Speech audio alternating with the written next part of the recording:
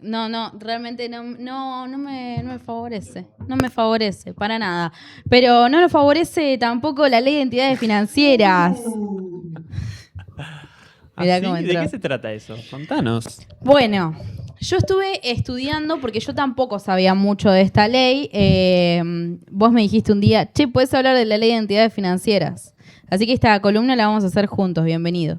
¿Qué tal? Bueno, un placer acompañarte. Bien, la ley de entidades financieras nace el 14 de febrero de 1977, es la ley 21.526, es una legislación vigente de la dictadura. Fue creada de la mano de Martínez de Hoz, economista, ministro de Economía desde 1976 a 1981 en la dictadura cívico-militar gobernada por Videla. Bien, perfecto. Ese es el raigambre, ese es el origen. Ese es el origen. Martínez de Hoz dijo que esta ley era la más revolucionaria de todas, la celebra en uno de sus comentarios acerca de cómo venía siendo su legislación alrededor de la economía y también su proyecto económico para la Argentina. En ese momento surge con la necesidad de pasar de 800 entidades financieras a 80, algo que efectivamente logran porque al día de hoy en Argentina tenemos 78 entidades financieras. Solo dos menos. No. Dos menos de las 80. No, 800. Pero no pasamos de 800 a 80. No, pasamos de 800 a 78. Ah, ok, bien. Pasamos de 800 entidades financieras en 1976. Un 10%. A 80, exactamente. ¿Y para qué esa concentración? Bueno, había una intención de disminuir la pluralidad también. O sea, que las decisiones las tomen solo unos pocos. 80, 78. Sí. También había esto de lo tengo acá bien escrito, pero la intención además era que estos bancos comenzaran a ser parte de esta revolución financiera que estaba pasando en todo el mundo. Digo, las economías para el 76 en todo el mundo se habían comenzado a financiar. Eran política financiera en casi todos los países. La financiarización de la economía. Esto sucede después de la desvinculación del patrón oro al dólar. Sí, pasan los petrodólares. O sea, el dólar empieza a ser moneda fiat. Exactamente. Banca, o sea, en algún momento, para retroceder un poquito, el dólar estaba bancado o sea, tenía su equivalente en oro en el Banco Central estadounidense. Y en algún momento ellos dijeron, bueno, ya no está bancado por el oro. Ahora lo bancan nuestros portaaviones alrededor del mundo. Y por cada portaavión hay unos miles y millones de dólares. Muy bueno. Excelente. Así fue como, bueno, yo digo que es así y ahora es así. Claro, exactamente. Exactamente. Bueno, la reforma del 77 apuntó entonces a la concentración y liberalización financiera. Obviamente tenía que ver con el nacimiento de esta dictadura cívico-militar, que recordemos, tuvo una de sus mayores revoluciones en lo económico que terminaron de destruir por completo nuestra industria nacional. Después, obviamente, quedaron sus resabios que los terminó de dinamitar el menemismo de los 90. Pero yo quiero traer un dato, que es que hoy traje las revistas de Enrique Sampay, que se llaman Realidad Económica. Es una revista de economía de aparición bimestral, editada por el Instituto Argentino para el Desarrollo Económico, que en ese momento era el IADE. Y tengo la del 75, del 74 y tengo dos del 75. Para el 74 nosotros estábamos teniendo en Argentina uno de los mejores años en términos industriales, de producción. Okay. Entonces vos te preguntarás, llega la dictadura, bueno, está bien, ustedes quieren hacer un cambio de raíz, querían transformar la Argentina, querían transformar el pensamiento de la Argentina. Lo logran a través de la desaparición forzada de 30.000 argentinos. 30.000 argentinos y también dentro de los 30.000 había compatriotas de otros países. Digo, estamos hablando de... Hubo un gran número de personas de toda Latinoamérica, pero donde mayormente hubo desaparición forzada era en la clase obrera. Digo, la cantidad de desapariciones alrededor de obreros sindicalizados, exactamente. Entonces, la dictadura usó la parte de la desaparición forzada y de lo que fueron los delitos de lesa humanidad, pero a su vez todo esto tenía que ver con la fórmula de hacer un cambio económico. O sea, estuvo focalizado en ciertos sectores sociales, o sea, no solo en la militancia revolucionaria, que bueno, ya los historiadores ya lo dicen que la capacidad de las organizaciones guerrilleras estaba desarticulada y demás, sino que eso se usó como una excusa. Sí, exactamente. Venimos a poner orden y bla. Exactamente. En esta pequeña revolución de Martínez de Hoz... ¿Te puedo hacer una pregunta? Sí, me puedes hacer una pregunta. ¿Cómo veníamos en términos de trabajo hasta 1976 en la Argentina? Veníamos muy bien. No tengo el porcentaje.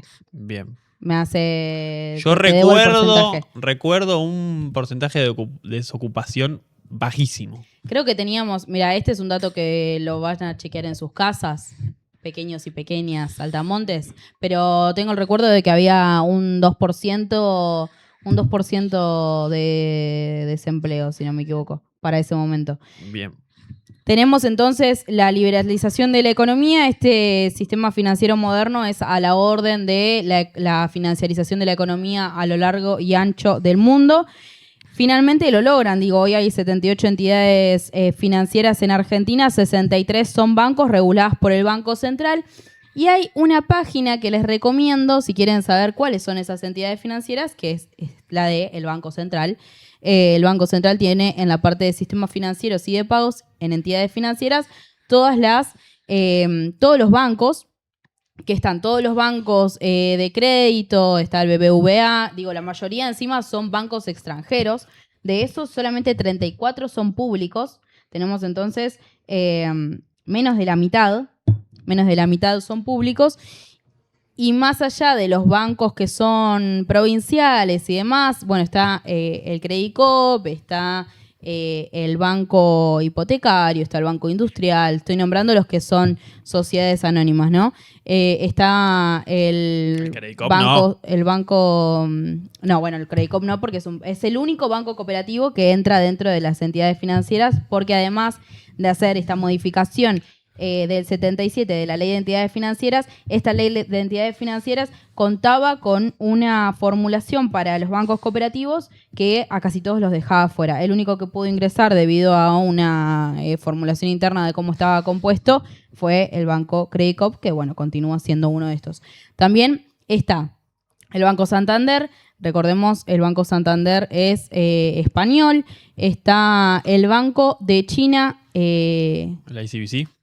El Bank of China ICBC. Limited, sucursal Buenos Aires. El B-Bank, el Brubank, el Citibank. Tenemos... Ninguno de ellos pone pauta en este medio, ¿eh? No, claro que no.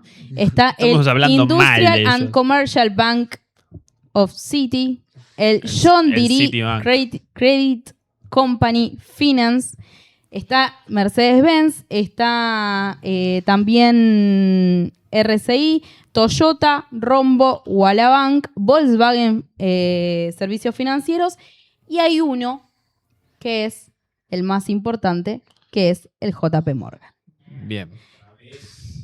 Aparece en todos lados. Aparece en todos lados. ¿Y cuál fue? ¿Cuál fue, digamos, su cuestión más exitosa? O sea, ¿cuál fue su objetivo? ¿Cuál fue el objetivo de esta ley, en definitiva? ¿Qué es lo que logró hacer en la Argentina? Logró cambiar el sujeto nacional. El sujeto nacional dejó de ser el trabajador y pasó a ser el ámbito financiero. Empezamos a trabajar para no tener déficit fiscal, empezamos a trabajar para no tener inflación, empezamos a trabajar para tener menos riesgo país, todo en pos de que los numeritos den bien y el mercado esté tranquilo. Porque lo que escuchamos todas las semanas, todos los días, a cualquier hora del día, y en especial antes de que cierren los mercados a las 5 de la tarde, siempre es, bueno, hoy el mercado está tranquilo, no despierten al monstruo. Y de eso hablan los economistas de todos lados, digo, lo dice... Plantear una elección a ver cómo reaccionan los mercados. Exactamente. ¿Cuánto representan esos mercados? Esta elección estuvo más marcada que nunca por eso, porque teníamos, recordemos, la elección del 26 de octubre se da en un marco en el que los JP Morgan de la vida llegan a la Argentina en sus super avioncitos millonarios para decirle a Milei, che, mirá que te estamos mirando, más te vale que ganes, y también disciplinar a los argentinos, que hay muchos argentinos y argentinas que votaron por Milei nuevamente pidiendo estabilidad. Cuando se acusa al argentino y a la argentina de decir el argentino vota a la derecha, el argentino no quiere a su patria. Hoy lo hablábamos con Delphi en el inicio del programa. Mendoza está plagada de banderas argentinas y sin embargo es una provincia en la que el peronismo nunca gana. Y eso no es un problema de los mendocinos, es un problema del peronismo en todo caso. Yo no me quiero hablar de lo político en ese punto, pero sí de comprender por qué los argentinos y argentinas y quienes viven en este país y tienen la posibilidad de votar, eligen votar un modelo que estaba condicionado por el JP Morgan, y cuando le hablan al argentino tratándolo de boludo, diciéndole, no, vos tenés que votar esto. No, claro que no quieren votar a la derecha los argentinos. Algunos sí, seguramente, algunos sí. Pero ¿por qué vamos a esto? Porque JP Morgan fue quizás alguna de las razones por las que aumentó el porcentaje de voto a la Libertad Avanza en estas últimas elecciones, y es quien hoy digita la economía argentina, no hoy, sino desde hace muchos años, pero hoy más que nunca porque son los que están detrás del gobierno de Javier Milei. Algunos de los objetivos de este sistema financiero y que finalmente fue lo que se puso en marcha, es que los créditos para individuos pasaron a dominar la cartera de créditos en detrimento de créditos a sectores productivos, es decir, financiar al individuo y no financiar créditos personales al sistema productivo, exactamente. Son créditos más cortos, más caros y más fáciles de administrar y evaluar, entonces los bancos generalmente van a aceptar darte un crédito a vos, persona individual, y no a una persona jurídica como podría ser una cooperativa, una sociedad anónima, una pyme. Tiene que ver con, no sé si viste la peli de Plata Dulce, que es el tipo tiene un taller y de repente el socio principal, que es su amigo de toda la vida, se va, y lo que pasa, ¿qué hace? Empieza a timbiar guita. Dice, no, porque vos tenés que meter la plata acá, allá. Tiene que ver un poco con esto que decía recién, y poner plata en la persona y no en el taller que hacía botiquines, ponele. Exactamente. Plata Dulce es uno de los mejores ejemplos para pensar cómo fue la economía financiera que nace con Martínez de Oz, pero que se termina de poner en marcha en los gobiernos democráticos que le siguieron, a partir de la recuperación de la democracia. Alfonsín y Menem luego solamente profundizaron este sistema económico. Luego hubo algunas modificaciones con Néstor y con Cristina que intentaron retrotraer y poner en marcha un mayor control del Estado sobre los sistemas financieros, pero fue muy mínimo y no tuvieron la capacidad tampoco de hacer una transformación mayor. No se sabe si por falta de voluntad política o por realmente una incapacidad de tener una espalda detrás de lo que se llama capacidad de poder, ¿no? Porque realmente estaban en un momento, se acercaba el 2008, ¿no? Pero estaba en un momento complejo en términos de política exterior. Una de las consecuencias, me parece que también se puede ver en términos de si hoy uno analiza sueldos de empleados privados y públicos, uno de los salarios más fuertes es el de los bancarios, justamente. Digamos, ¿cuál es la predominancia, digamos, y el poder que tiene este sector en la sociedad? Bueno, después, si nos ponemos a enumerar después, son, logística, camioneros, aceiteros, por la cuestión de los empleados de de las exportadoras. Es Que decir, encima- diseñó, digamos, la economía de este país. Sí, también hubo una incapacidad, digo, pasando factura, hubo una incapacidad política de decir, bueno, las leyes de la dictadura se derogan ni bien se recupera la democracia. Alfonsín no hizo nada para que eso suceda. Entonces, No, de hecho cosechó sus consecuencias. La hiperinflación y demás exactamente. son consecuencias de estas políticas. Exactamente. Cuando se habla de Alfonsín, padre de la democracia, bueno, quizás deberíamos revisar el concepto de qué tan padre de la democracia sos si no supiste retrotraer las Bueno, leyes de la eso- dictadura.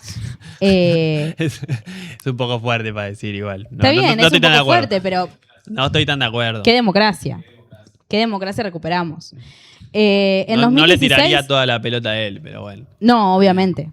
En 2016 recaudaron los bancos 74.560 millones de pesos. Esto es un dato del Banco Central Argentino. La gran mayoría de ese dinero se originó en la especulación financiera. Lisa y llanamente. Digo, cuando hablamos de cuánto cierra el dólar, cuánto amanece el dólar, como si fuera una entidad humana, bueno, hablamos de lo que llamamos la bicicleta financiera, que es básicamente todo a través de especulación.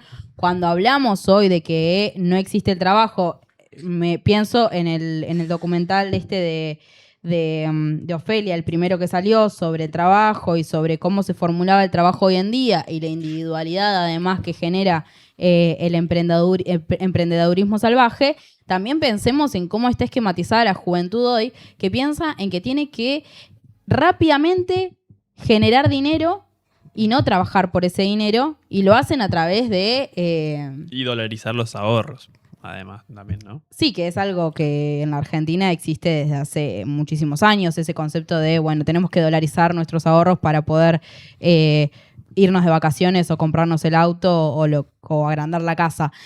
Hoy ya no existe esa futurología de decir, bueno, ahorro para esto, sino es un ahorro para ver qué podemos hacer después. Pero los pibes hoy, los jóvenes, no tienen un futuro laboral, digo, de pensar, bueno, entro a trabajar a este lugar y hago carrera en este trabajo, sino que además de eso, Lucas lo explica muy bien en la crónica de uberización de la economía, tenés pibes que hacen de Uber, trabajan de eso, trabajan de hacer una changa y además juegan con el celular a ganar dinero a través de apuestas, a través de los chicos cripto. El trabajo deja de ser el eje ordenador social. Sí. ¿Verdad? Es así, el trabajo en el 77 dejó de ser el ordenador social.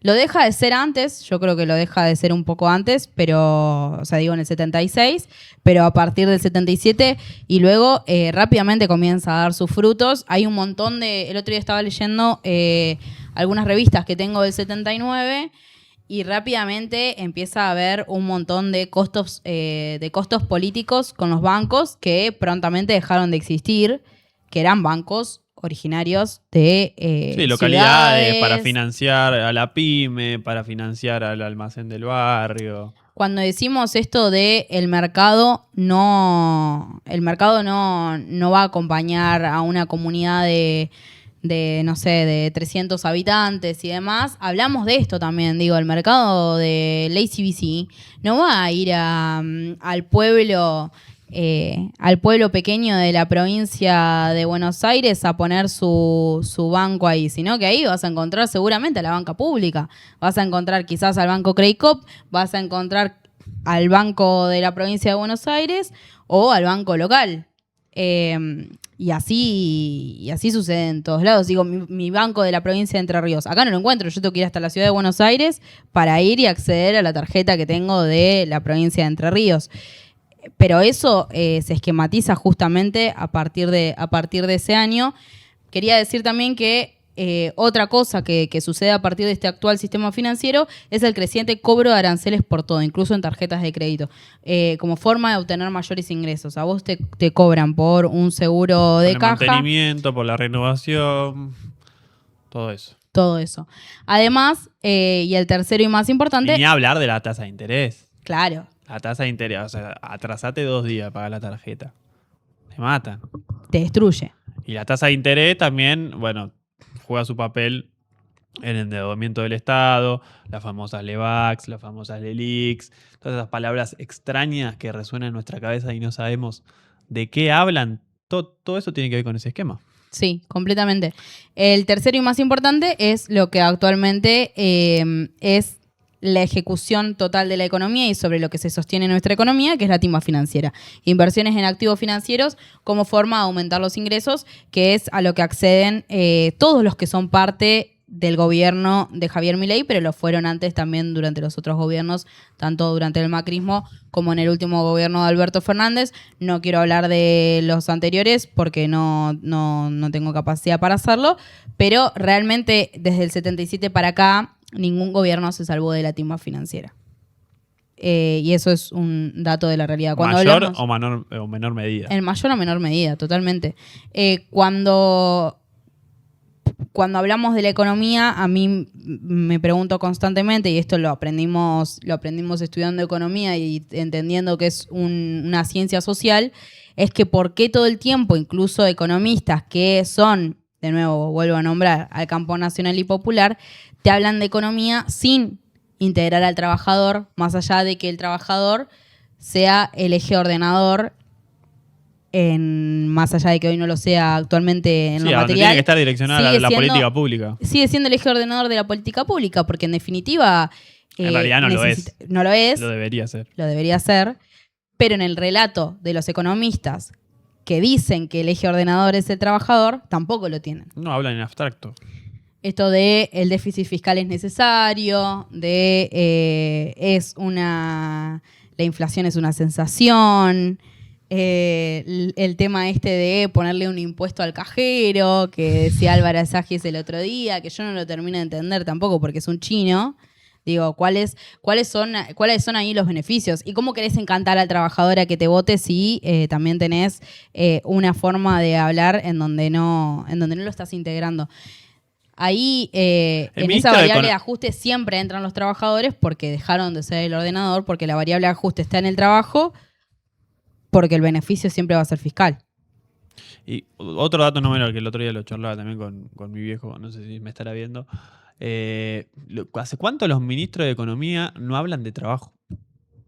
No hablan de trabajadores, no hablan de empleo formal, no hablan de los índices de actividad, solo de consumo quizás, como de... Las variables son el consumo. Hay plata para consumir, cuando la economía se contrae no hay plata para consumir y ya. Y no se piensa en un esquema productivo, no se piensa en un esquema industrial, no se piensa en, la proyección que yo ya tengo puestos los anteojos de política internacional, de qué rol vamos a cumplir en el mundo. Es que cuando se está vaporizando constantemente el trabajo, digo, cada vez más el argentino se inventa su propio trabajo.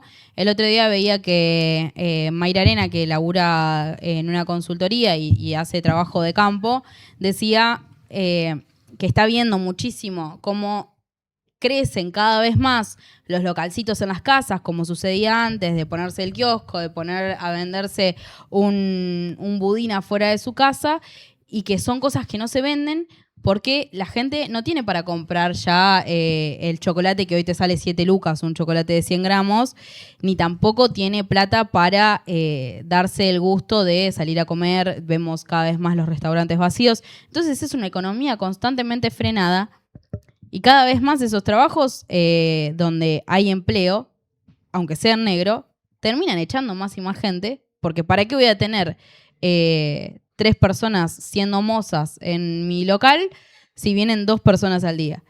Eso significa cada vez más la vaporización del laburo y en ese sentido es, ¿qué vamos a hacer? ¿Qué vamos a hacer prontamente en la Argentina si nos quedamos sin trabajo? Entonces, ¿qué vamos a hacer con la política económica de la Argentina? Pensar en el trabajador.